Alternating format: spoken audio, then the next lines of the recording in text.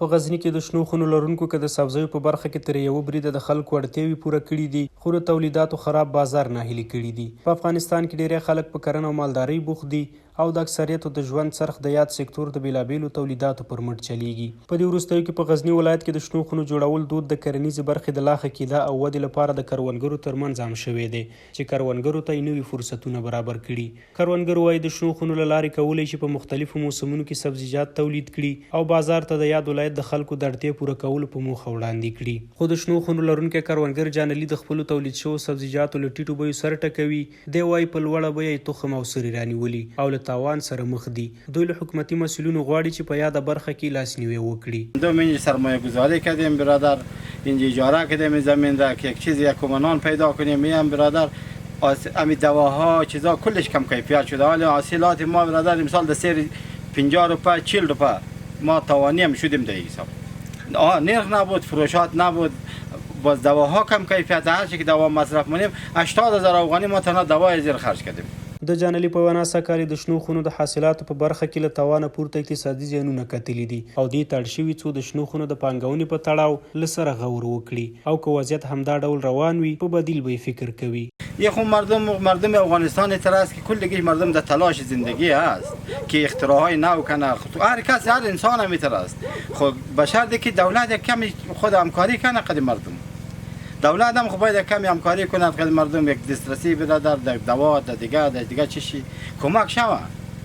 در غیر از مردم خیلی تلاش داره. مردم افغانستان در کل تلاش مونه. په ورته مهال علي خان احمدي چې په وجري بازمکه یې له تېرو 15 کلونو راهیسې شنې خونې جوړې کړي وایي په یادو شنو خونو کې یوازې د بادرنګو کرکیله کړې، خو په راتلونکي کې پلان لري چې د نورو سبزیجاتو کرکیله هم په شنو خونو کې وکړي. د هغه په خبره په یاده برخه کې مسلکي زده کړې نه دي کړي، خو کاکا یې له مودو په شنو خونو کې بیلابیل ډوله سبزیجات کرل او د ترې زده کړه کوله.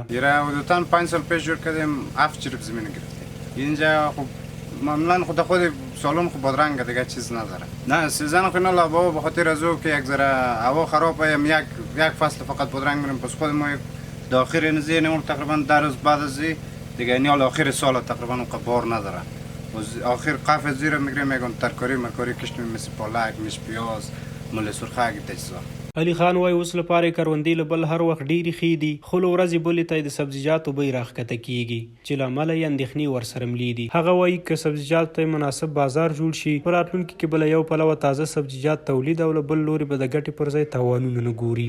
تخنیک خاص خو نداره، فقط خو یا دو رقم یک چوبی یک آینی. آینیش هم خو اون از آینه ساخته میشه، خو چوبش هم چوبی را خو باید اول رجع خورده میشه باز میتونه چوب ساخته میشه دیگه مسلک نداشتیم و مسلک ما میگفت. خب این چیز نرفتیم که مستقیم رفته باشیم کارشناسیش یا درسش خوانده باشیم. خب همین تا کارگری کرده بودیم دیگه 2 سال پیش کوکای خود کار میکردیم بعد از بس خودمون اومدیم زدیم. بعد خود ما فعلا اینجا 3 نفریم بیزی که کدام روز یگان تا کارگر یگان روزه میگیریم یا 2 روزه میگیریم بدون از اما 3 نفر دائمی داریم.